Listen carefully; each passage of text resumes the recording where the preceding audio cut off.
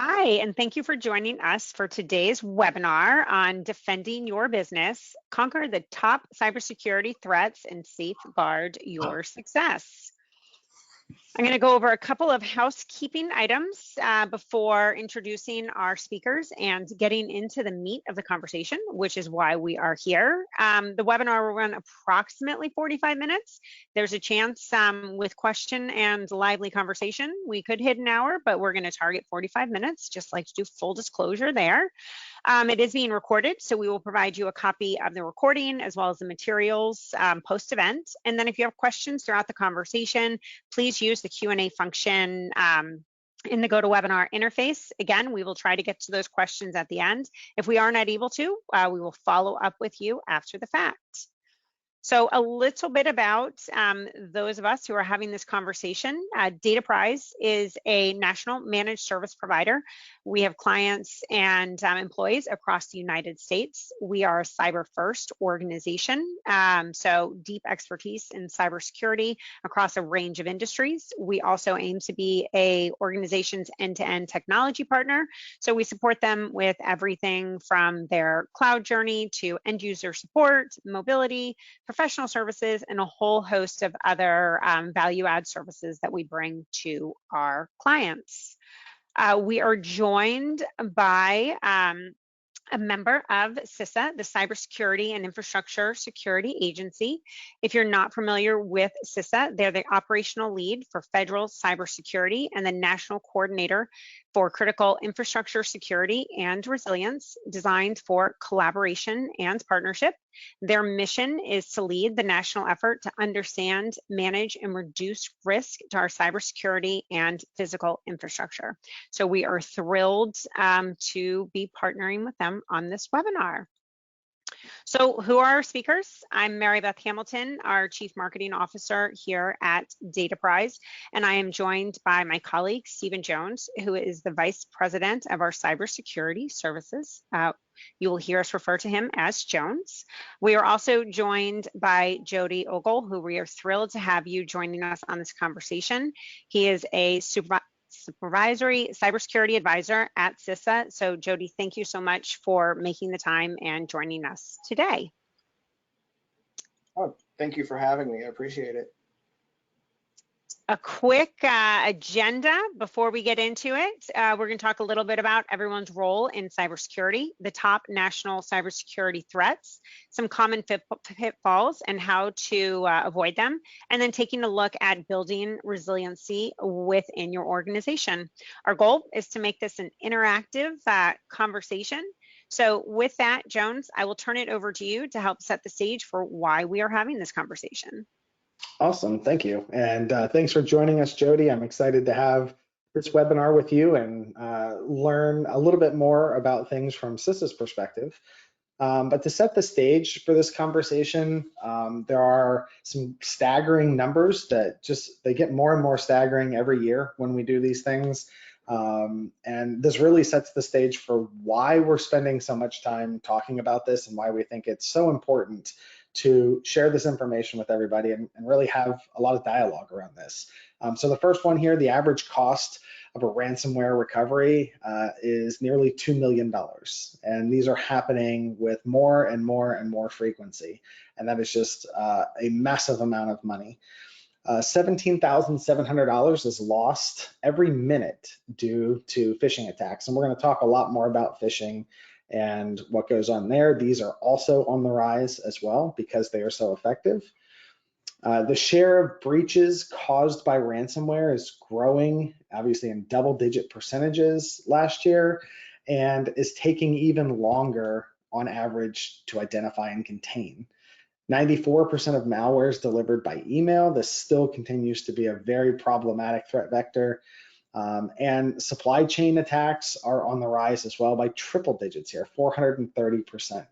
So all of this is basically to say the problem is very big, it is getting bigger, and that's why we need to have conversations like this with experts like Jody and myself to really spread this information, let everybody know just how big the problem is. So let's get started. And as we get started, it is Cybersecurity Awareness Month.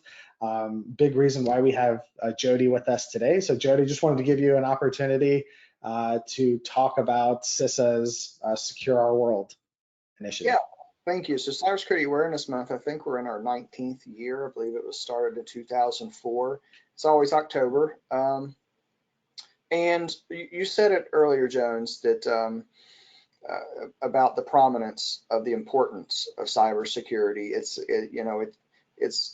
It should be considered as part of the fabric of your everyday life because we're so digitally connected. Our theme this year is kind of take it back to basics, and I know that we're going to discuss that in a little bit, but I would say if anyone on the call, regardless of where you are in your organization or in your life or why you're listening, you are responsible for cybersecurity. It is not your technology department. It is not your CISO. It is you. It is an individual responsibility. Of course, professionals have increased responsibility, but I think that the crux of the message is that for this year is that there are some basic steps which we'll discuss, which will move the needle a long way, but for people to understand that they have ownership in this. I might use the word fight a few times, but there's ownership in this fight. Awesome. And that tees us up very, very nicely for our next slide, which is everybody has a role to play in cybersecurity. And as Jody mentioned, it doesn't matter who you are in the business. You may not be part of the security team. You may not be part of the cybersecurity staff. You have a role that you play in this mission. And so let's look what that looks like. So organizations, private companies, individuals, anybody can be a victim of cybercrime. And some of these examples that we have here, critical infrastructure and core systems being disrupted, these are the things that can take a business offline. PII being exposed and exploited. Jody, what are you guys seeing with respect to things like PII and individuals specifically being affected? Well, the theft of individual information is it's very prominent. It's very pervasive. A lot of the phishing attempts that that are occurring are attempts to get people's PII and personally identifiable information. If there's anyone on the call that doesn't understand, those are the attributes, the information attributes that define you, that make you unique. So what we are seeing, and I think we're going to talk about phishing in depth, is that there are very advanced, very pervasive campaigns to steal your information. And the same is true for companies. They want to steal company information as well. But if someone gets your PII, then digitally they are you, and they can do things that are not in your best interest: mortgage fraud, bank fraud, credit cards. There's a litany of things they can do, but what we are seeing is that phishing is on the rise, and one of the common themes of the phishing attempt is to capture someone's personally identifiable information, trick them into giving them their social. Yeah, and I think one of the things that that I want to hammer home here, the last bullet here, financial institutions, healthcare, education, all of these are organizations that I think we all expect to be targeted by phishing campaigns and by cyber criminals and things like that. But the truth of the matter is, it doesn't matter what your business is. You can, I always kind of say, it doesn't matter whether you make flip-flops, sell hot dogs, or create microprocessors. You have information. You may even have proprietary information. You have information about your customers and clients. You have information about your employees. All of this stuff has value, especially on the dark web, and to people who are trying to use this for nefarious reasons. So don't think that your business is too small, too unimportant in a sector that isn't being targeted, because that is no longer true. The fact of the matter is, everybody is a target. Every business is a target, period, end of story. That's true. All right. Next slide, please, Mary Beth. Yep. So let's talk about some things that we can do.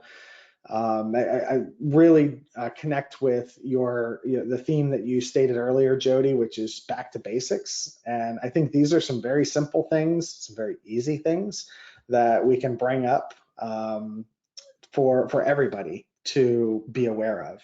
Things like using strong passwords, right? We talk about this year in and year out. This continues to be an area of weakness, and this really, I think, has a lot to do with human psychology and the way the human brain works. Passwords, the bigger, the more entropy, the more random that password is, the better it is. But who can remember 45 digits, characters, upper space, lower, upper lowers, special characters, and a different one for every single thing you're doing, right? I mean, I've got hundreds of passwords and there's no way I could remember those things. So password managers are a great option to be able to continue using big, long, complex passwords, and it will generate them automatically for you by any rule set that you want to use. Turning on multi-factor authentication, MFA. This is something your business is probably doing. I'm sure it's a pain in the butt to get into your email and to get to SharePoint and all these other resources because you need the code off your phone. And but this is really to increase the safety of accessing those accounts. You can do this on your personal email, your personal social media, your personal bank accounts. Think about everything in those contexts as well. That all of that information does have value, and depending on your role in an organization, targeting you in your Gmail may be easier than targeting you through your work account. That's absolutely true. And as you mentioned Gmail, I don't want to go down a rabbit hole here, but people using their personal emails and such to conduct business to circumvent the security that might be in place. It's like it's shadow IT. And as secure as your organization would be using multi-factor authentication, if you circumvent it, then you're opening a hole. But talking about the basics, if I can for a second, our director Easterly recently stated that this seems staggering, but it's probably true that doing these 4 things could reduce your risk by 98%. It seems that's oversimplifying the situation, but looking at the trends that we see at CISA, a lot of the things that are reported to us, or that the unfortunate situations that organizations find themselves in, were preventable just by doing the basics. And even if they are doing the basics, the employees finding a way to circumvent the basics for simplicity or for whatever reason that they might do that. Sure, absolutely. Something I've been preaching for years, especially about updating software. This is I think one of the single biggest things that anybody can do. And again, your business, your company, your organization, more than likely has a process, a team, a person for doing these things. Think about your personal laptop at home. When's the last time you made sure all the software was up to date there? When's the last time you installed all your critical patches on a personal machine? Being able to think of things like that, and this is so easy. It's free. It just takes a little bit of time, a little bit of effort, but the majority of breaches and incidents that we see as an MSSP are due to vulnerabilities that are multiple years old, that have not been patched, kind of forgotten about, and they're being exploited. This doesn't even require, it almost doesn't even require talent from the hackers anymore, because these things are just so old and well known. But they still work, they're still very effective. So I would absolutely believe your director, Jody, that if you just paid attention to these 4 things, you would be more secure than 98% of the rest of the people out there, because they're not doing the basics. A real short story. I have a stakeholder. It's a law firm, and one of the attorneys was constantly ignoring the software updates. That they didn't have any type of policy that made them mandatory in their environment. And this individual traveled abroad and he got ransomware by hitting a website, a nefarious website in a foreign country. Could have been avoided. The particular variant could have been avoided had the individuals just simply let the updates run. But it was a matter of inconvenience for him because he felt like it was reducing his productivity time to allow those updates to run. And I apologize for being vague. I can't share too many details, but it's just a horror story of that could have been avoided. And the firm has lost money, a significant amount of money because of that. Absolutely. Too many stories. I have a dozen of them myself like that. And I think, Mary Beth, maybe we should get t-shirts made that just say security is inconvenient. And that is just a fact that everybody has to accept. But there are varying levels, and the ones on this slide are relatively painless with training, but if they're ignored in personal and professional lives, the consequences can be dire and very expensive. So with that, we sort of teased 4 areas that hopefully everyone on this call will walk away with. You have to do these and figure out ways to enable your employees and organization to drive it down at all levels. But we've got more. So let's dive into what are the top national cybersecurity threats, Jody, that you are seeing. And then Jones, I'm sure these mirror many of the things in our base, but Jody, I'll let you kick this off. Well, you see, you've got a list here. It's really kind of hard sometimes to decouple phishing and ransomware because phishing is the most prominent vector for ransomware. And the statistics at CISA are alarming, the amount of ransomware that is reported. And, I don't mean to not speak of the others, but I've been here, I come from the Department of Defense, but I've been with CISA for about 2 years and 3 months. And one of the things we do is incident management, incident response and incident management and coordination. And of the probably approaching 100 incidents that I've been involved with, all but 3 have been ransomware. That's staggering, and that's consistent across the board of the incidents that are reported. Interestingly enough, one of the 3 was a DDoS attack. So that was one of the 3 that was not ransomware. But so national cybersecurity trends, these are the things that are occurring. They are sometimes the attacks are the products of nation states. You can go to our website and read the kind of the profile of the big 4 nations that are our enemies and our enemies in cyberspace and what their motives are. And we, those are advanced persistent threats, meaning that they are very capable and competent in what they do, but they're not the only entities out there. There are in some countries, there are cyber groups that are sometimes recognized as legitimate businesses within the legal structure of that company, and they are also advanced persistent threats. But ransomware is malware is a form of, or ransomware is a form of malware, and I don't mean to discredit those, but the 2 that are the most prominent is ransomware and phishing. And just like the statistics, Jones, that you mentioned at the beginning, everything I read, the statistics are similar. It is alarming and it is staggering, and it is I would venture to say that everyone on this call has been phished this week. They've probably been phished today. And fortunately, we block a lot of those out, but sometimes we don't, because they are becoming more and more complex in their trickery. So it requires increased vigilance on our part, but it is alarming. It's scary.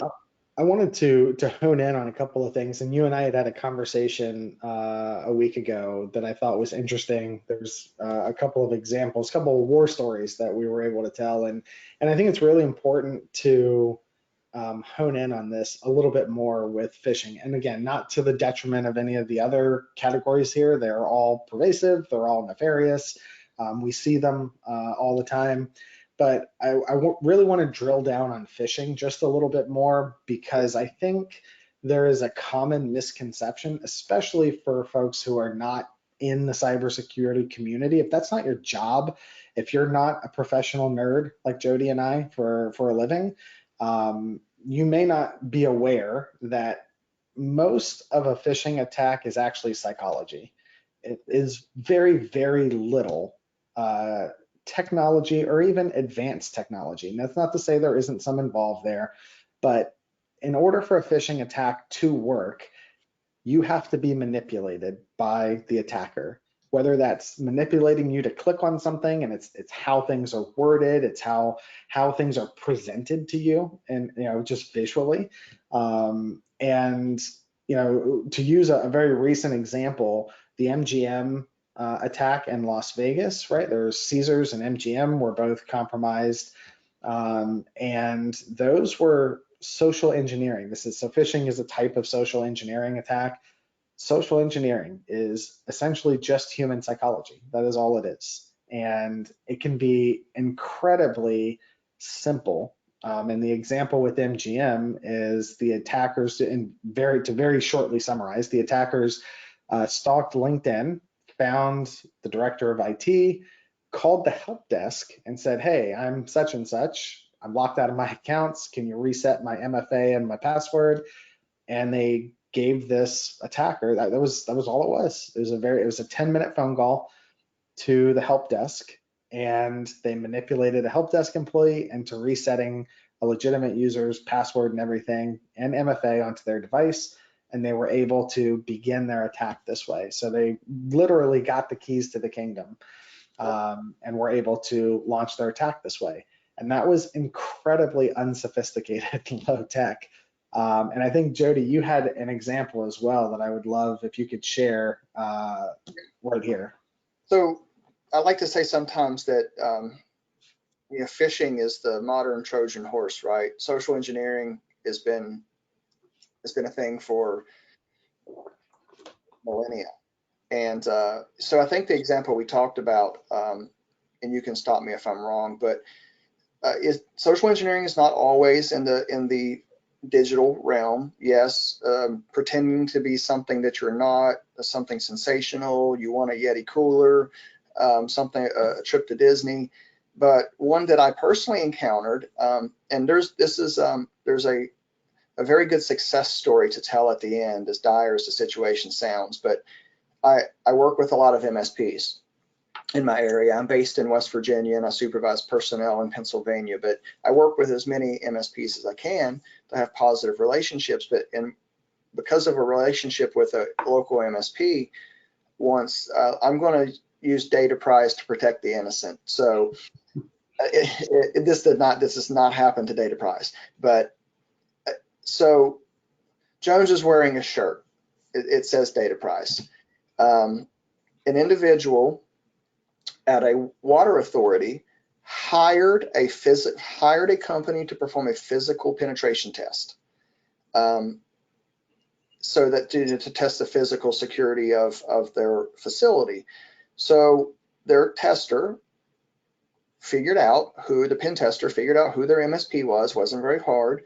They scraped the web, got the information, and then they scraped the web further to get identities of those people that work at that MSP. They had a shirt made. They generated what looked like an email or a work order or a request for service, and they physically presented themselves at the facility, and someone let them in. And mission accomplished. They got the keys to the castle. They made it to the frame room, the server room, whatever the room was where the technology was stored. And in this particular case, if I remember right, all they had to do was get a photo, but they had a Raspberry Pi with a USB, and they just presented a picture next to a port, and mission accomplished. And then they left. And one of the individuals, the creepy crawlies, kind of got up and are like, there wasn't something right about that, just a little sense of something was off. Called the MSP. Of course, it was nefarious, legal, sanctioned, but nefarious. And the MSP called me. One of the things we do is work directly with other federal authorities like the FBI or HSI.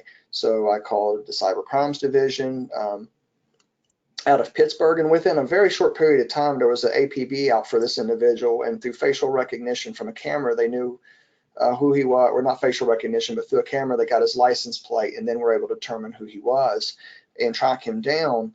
The local police were dispatched to look for this person.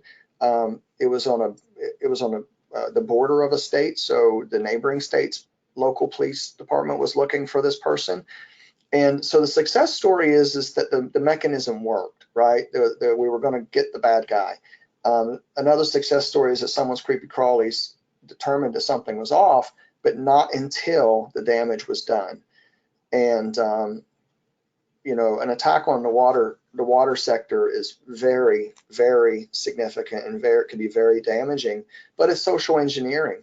The person that did this, it required no technical skill. They were not a hacker. They were able to determine who provided the technology services to that organization. They had a shirt made, which is not hard.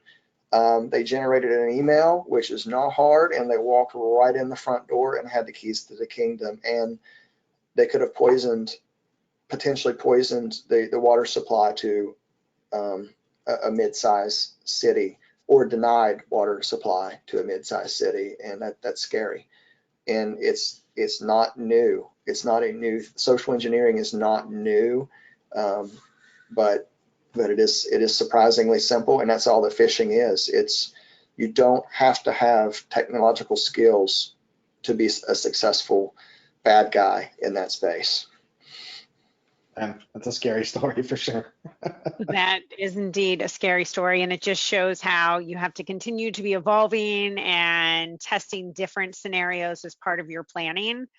And so up next, we have some of the common pitfalls. I'm certain we're not going to cover them all, but these are some baseline ones that hopefully help prepare and get organizations thinking in the right direction to hedge against those types of scenarios. So I will turn it over to you to talk about secure by default, secure by design. Yeah, thank you. So this is another campaign that a campaign messaging campaign that CISA has prioritized. Our director, Jen Easterly, I think it was in March, she gave a talk at Carnegie Mellon. I had the good fortune of being present for that.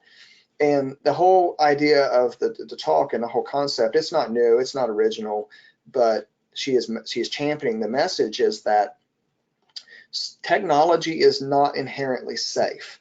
And when I say safe, I don't necessarily mean physical harm. I mean, it's not safe in that it is protecting, it's meeting all the cybersecurity gates. Much of our technology is old, like Joan said, and it's unpatched. But technology is not inherently safe, and therefore it's exploited. Well, the premise that we follow is that the purchaser of that technology or the operator of that technology is often held accountable when the security that probably doesn't exist fails or is under-engineered fails, rather than the producers of that technology.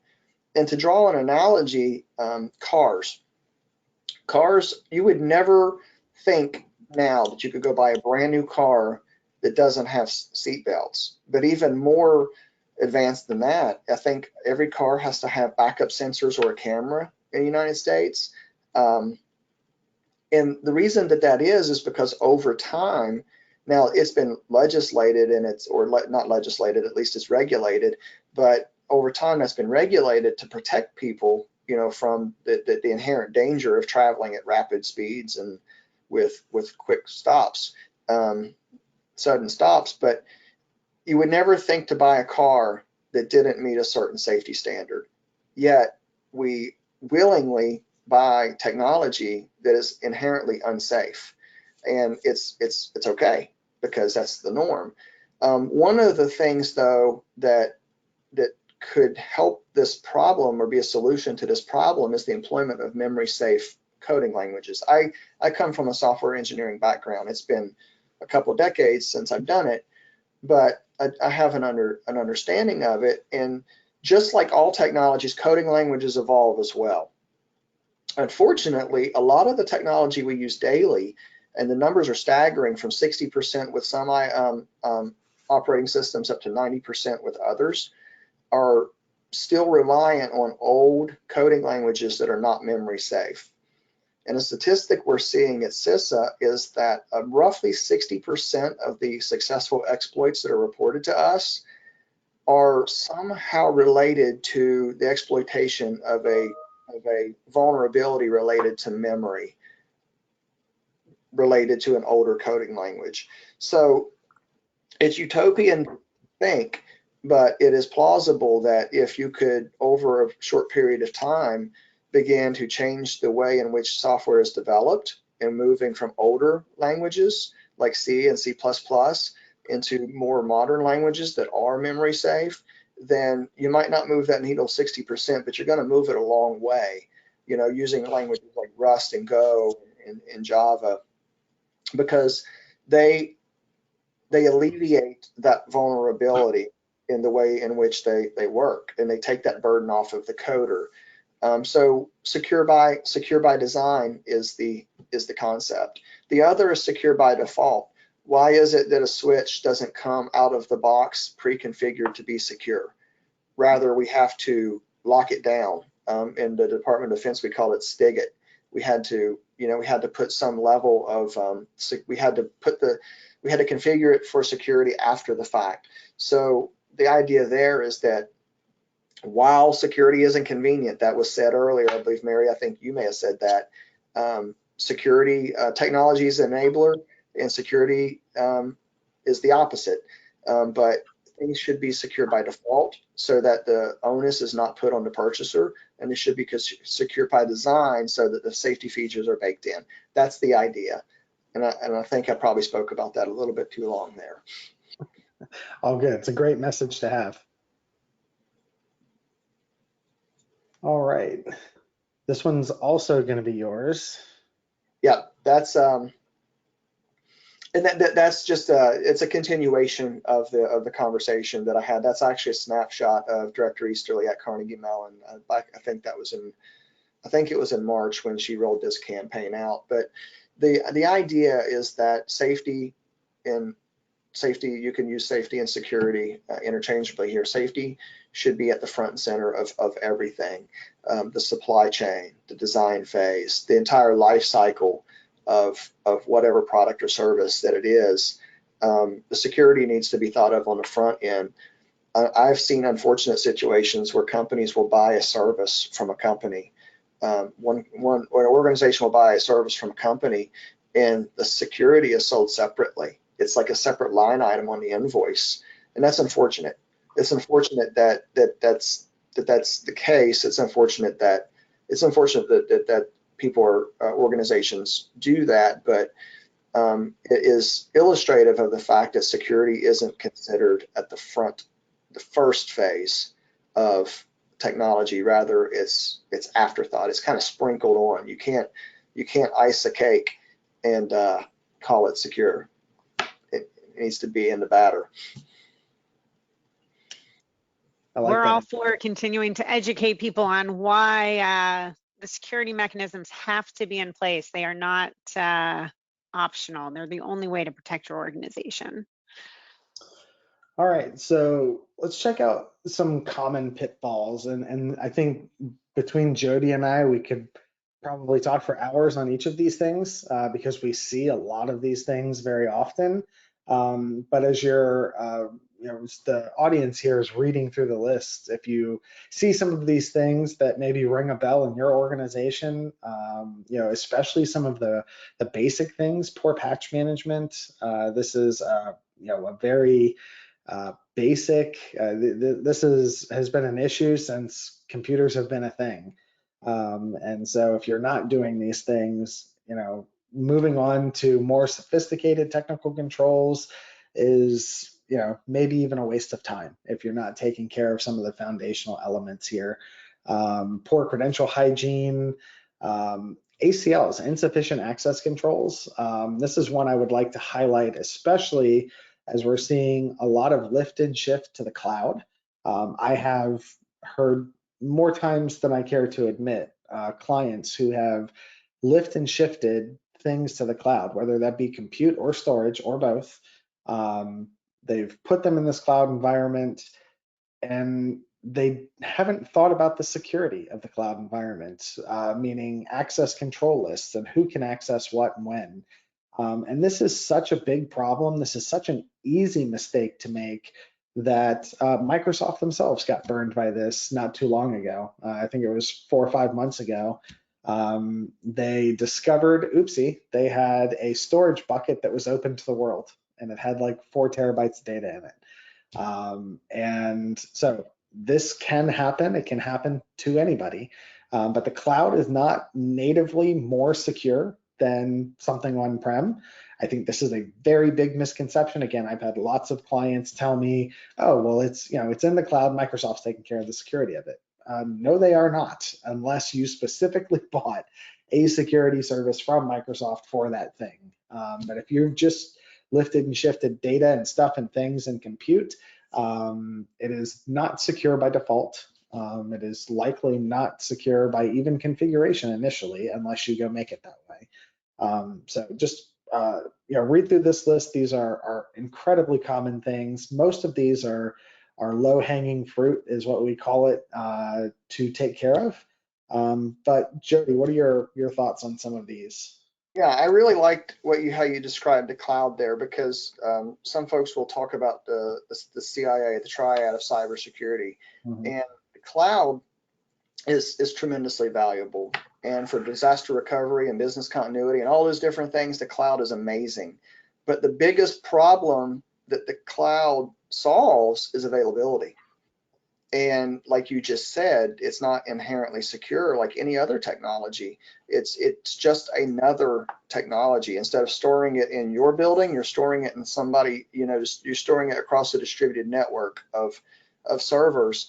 But that doesn't make it more secure, because if it's not configured, it's not configured. So the confidentiality and the integrity portion of the CIA triad is not necessarily answered in cloud storage. The availability is, but the other two are not. Exactly. Unless you pay deliberate attention. Yeah, that is true. There are a lot of security mechanisms that can be overlaid, but they have to be thoughtfully overlaid. And purposely overlaid. And one on here that I just want to quickly note before we go to the next slide is the notation. We talked about MFA and how it has to be in place, but it has to be configured correctly. So that's the sort of asterisk to that's calling out that weak or the misconfigured MFA method. So just understanding that just because you have MFA, you also need to make sure, just like everything else, that it is configured correctly and is protecting your organization as you intend it to. So I thought that was sort of an interesting pitfall to layer in there, since we talked about MFA earlier. That's a good point. So now we talk about building resiliency in your organization. Yeah, and I wanted to start off, again, turning it over to you, Jody. I think there's a lot of people that aren't aware that there are tools and resources that are available for free from organizations like CISA. So I want to give you an opportunity to talk to us a little bit about what kinds of things are available from CISA. Oh, sure. I really appreciate that, because awareness, a lot of folks don't know who we are. We're the smallest federal agency, I think maybe 4,000 of us, and we're just 4 years old. So there's a lot of unfamiliarity, but yeah, Jones, everything, I don't like to say free because I am a taxpayer. That is the word we use, but I'm a taxpayer, you're a taxpayer, we're all taxpayers, and you have prepaid this. These are services that you have that are prepaid for. But you will receive no bill from us. We do have active vulnerability discovery. We have scanning. Purchasing a scanning tool for some small organizations is just beyond reality for them. They don't have the money for that. And this isn't to supplant or to say, to supplant the private sector and what they offer, but you can think of it as a second opinion sometimes. It's another layer of assurance. But we offer free active vulnerability discovery. We'll scan your network in simplest terms. We'll scan your network, and weekly we will give you a report of the vulnerabilities that are found, your outward facing IPs, that is. And then I think you're going to talk about it in a little bit. We have known exploited vulnerability database. So it's one thing to know what your vulnerabilities are. It's another to address them. And it's impractical and it's improbable and practical to address all of them. Not every vulnerability that you have needs to be addressed. That one idea you could take from we call it the KEV, the known exploited vulnerability list, is that if it's known to be exploited, patch that vulnerability. Because it's a vulnerability doesn't necessarily mean it needs to be patched. It should, but you can prioritize it a little lower, possibly save yourself some resources. But we do a lot of vulnerability discovery, not necessarily in just a technical realm. We do have a lot of technical services all the way through penetration testing on the high end, but we have very simple question and answer based surveys that we can do at no cost. A cybersecurity advisor will either meet you virtually or in person, and it's really just a matter of getting on our calendar. But we have from very, very simplistic, non-rigorous question and answer based surveys, all the way up to an 8-hour cyber resilience review survey that fully maps to NIST and gives you maturity models. And this is all at no cost to you. We happily provide this service to you, and then we'll provide you an explanation of what it is that we discover and help you develop a strategy of how to address those. And then some of that you'll handle in-house and some of that you'll hire out, but we'll help you develop a roadmap of how to address those. And there's a litany. There's more too many that I could name in the amount of time it would take the rest of the time to describe them. But they're on our website, and there's a cybersecurity advisor near you. At the end of this, I would be happy to find a cybersecurity advisor nearest to anyone who would email and ask. Awesome. That's a fantastic service that a lot of people should be taking advantage of, especially smaller businesses that may not have the full budgets to be doing some of these things through private industry. Great to know that these types of things are out there and that you guys are so engaged with folks who are reaching out for this stuff. Yeah, and one more thing I would add is everything's voluntary. We are not a regulatory institution. There's no gotchas. That's not our intent. Our intent is to help you. Everything is protected by the PCI Act. Think of PII, but this is infrastructure. So we won't share your information with anyone other than you. Now, if a lot of organizations will then share it with their provider, like a Dataprise, they will say, okay, here's what CISA found. Can you help me? And that's 100% okay, but we will not share that with you. And if you're a public organization, you're not subject to FOIA. None of this information is subject to FOIA or civil litigation either. Great. Yeah, no, that's an excellent caveat. All right, there's a couple of other things. Next slide. Yep. So things that you can be doing to ensure your own resiliency. And again, these are things that Dataprise does provide. There are lots of providers that do these things.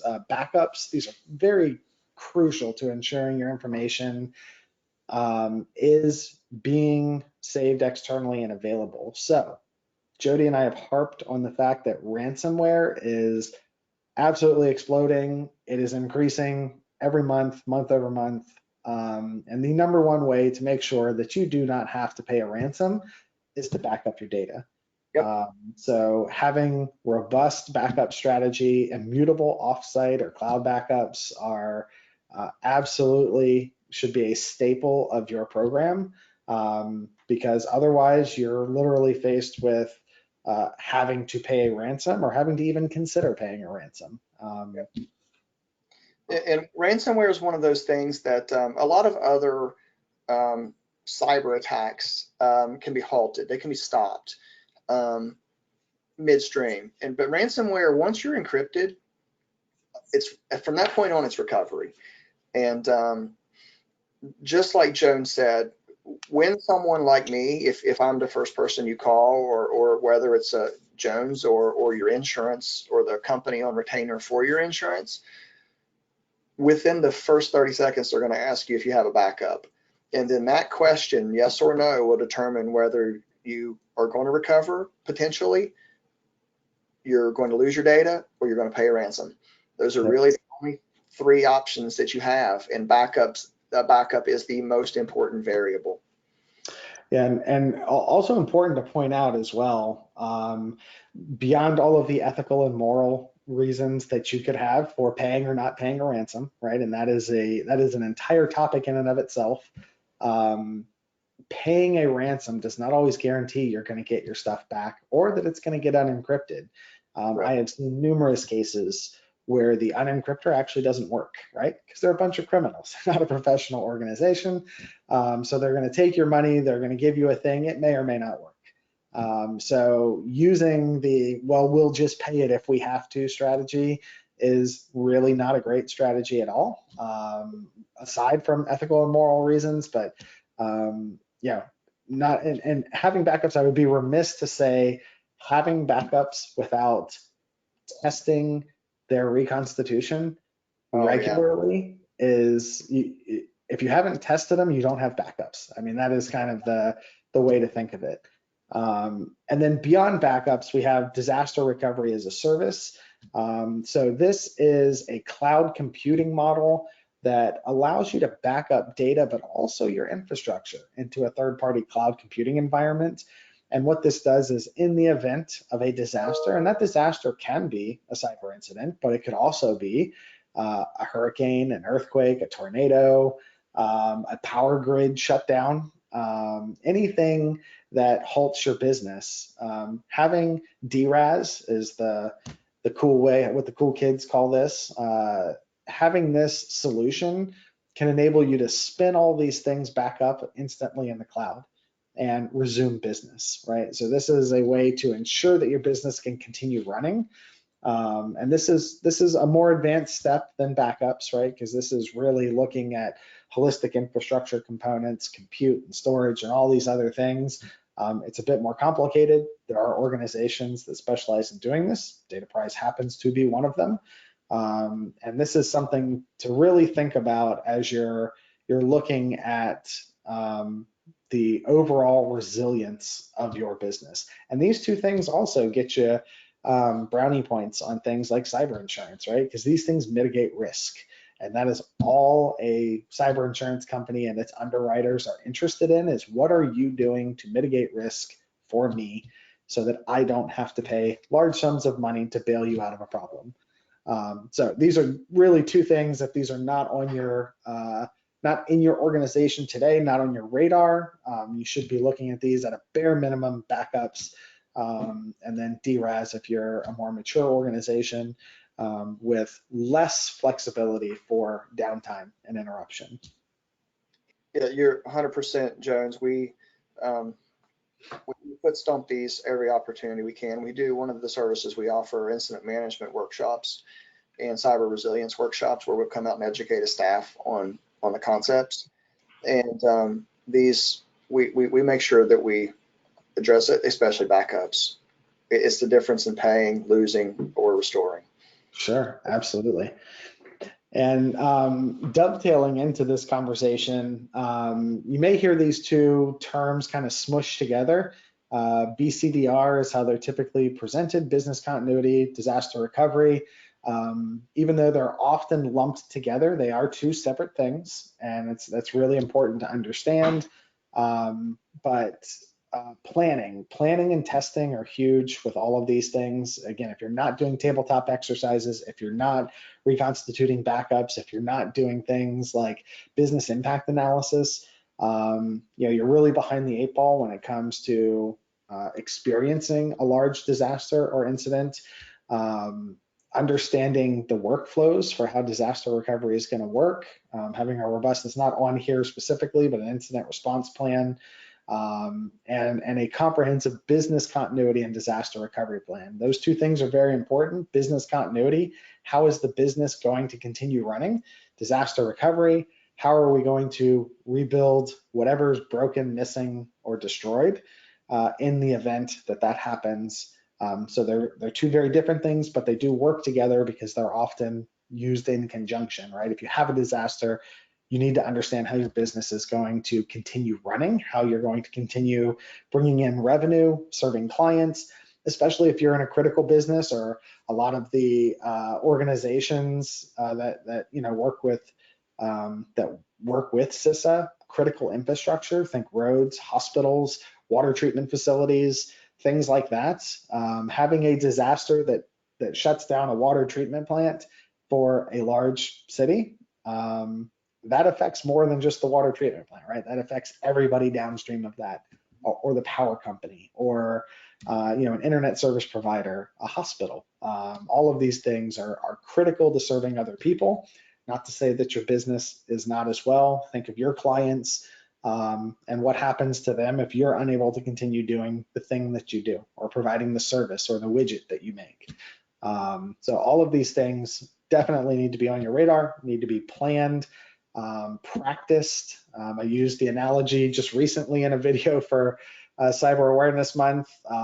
You don't want the fire department to show up to your house fire and get off the truck and fumble around trying to figure out which end of the hose goes on the hydrant, which end goes on the truck, and how does the ladder go? Is it this way? Is it that way? You want them to practice that stuff. You want them to know what they're doing the minute they roll up on your fire. And all of these things are exactly the same. You need to know how you're going to respond to an emergency, how you're going to handle a disaster, and who all is involved before the disaster happens. That's 100% accurate. And then one thing that I would add is that once it's tested, and hopefully it's tested in a tabletop or a deliberate test, not a true incident, is that probably wasn't 100% accurate to begin with. So adjust it. Things change, times change, your providers change, your contacts change, your data changes, so that every time you do test it, make sure you update it. And then store it someplace logically and physically that is not inside the environment that you think you might lose. I come from the Department of Defense military background. Our plans are printed and updated, and pages are added. And that's old and that's simplistic, but unless it burns, it's there. So yeah, I wish I had a nickel for every time I've rolled up on an incident where the incident response plan is on that machine that's ransomwared, and nobody has a printed copy. So that is sage advice and wisdom there. At a bare minimum, print it out, keep it somewhere safe, so that you can get to it in the event of an emergency. Yep. There's something to say for going old school and printing in this scenario. Back to the basics. Better right? to have it back to the basics, which it's almost like you knew what the next slide was going to be. Absolutely. We told these very important points at the beginning of the conversation. We are coming back to them because they are critical. And Jody, I think you said 98% of the time, things would have gone very differently if these 4 items were followed. So final thoughts on this slide? So we've talked about a lot of things. This is really good, and I appreciate the opportunity. We talked about a lot of things, but I really like analogies because I often have to explain things to people who might not understand the concepts. If you could take a test and get a 98%, and you knew it by studying the 4 most simple things in the text. We talked about dozens of things today, but if you studied 4 things and you knew that you were going to more than likely pass, these are them. It's intended to be simple, and is trite and as sometimes silly as it sounds, the little things matter. I think Jones said low-hanging fruit, and that's what they are. The difference in getting 100,000 miles out of your car and 200,000 miles out of your car is simple maintenance. It's changing your oil, changing your transmission fluid, and that's what this is. Yeah, I agree, and this is something I will continue harping on. I suspect I'll be doing this for a long time, is really think about the simple things, and if you aren't doing the simple things, you're undervaluing the more sophisticated, complicated, expensive things that you're doing. We're all stretched tight with budgets and people and things like that. And again, if you can take the time with the resources you have and knock out some of these core security concepts, if you can really nail these things across your organization and just personally, right? Think about your own personal life as well. You're going to be in a much better place. You're going to be less likely to be compromised by these things and to have your life or your business or your world turned upside down. So this slide is crucially important. It's in this deck twice for a reason, because we really want you guys to take this to heart. These are the things that you should be focusing on. Most of this really doesn't even cost anything. It's really about just putting a little bit of effort into ensuring that they're happening. So that's my challenge to anybody that's listening or watching this. If you're an IT leader in your organization, really go back to basics, make sure that you're nailing these things. I mean, absolutely crushing these 4 things. And if you are, huge pat on the back, you have my respect and my adoration there. But this is where you should really be making sure that you're spending some amount of time to make sure that the basics aren't what's going to get you in the end. So that's my final thought, as well as a huge thank you to Jody for coming out and doing this event with us. It was a lot of fun. I learned some things. I'm also have a background out of the Intel community, DoD. I learned some things about CISA today as well. So hopefully the audience did as well, and takes advantage of some of the resources that you guys have available, some of the consulting and the active vulnerability assessment stuff. All of those sound like excellent resources that people can use, and they could even use them to double check an MSP like us. So reach out, find an advisor, one of Jody's colleagues that's in your area, and see how CISA can help you. Yeah, absolutely. I really appreciate this opportunity. One of the things that we do is outreach and awareness, and this is a great opportunity. You gave me a really nice venue, and you put together a really good list of topics. If you are interested in CISA, CISA.gov, CISA.gov. Somewhere near the top of the page, there's a link to CISA Central. Email it and say, I'd like to know who my nearest cybersecurity advisor is, and put your city. And I guarantee you within a short period of time, someone will reach out to you and say, hey, I am your local cybersecurity advisor. It's really that simple. Awesome. And we will make it even easier, because when we send around the post-event materials, we'll be sure to put a link in that for attendees as well. So huge thank you to you both. Incredible conversation. And thank you to all our attendees. We'll make sure that we provide you these follow-up materials, as well as the way to be able to leverage those resources that Jody outlined. So thank you, and have a great rest of your day. Thank you. Appreciate it. Thanks, guys.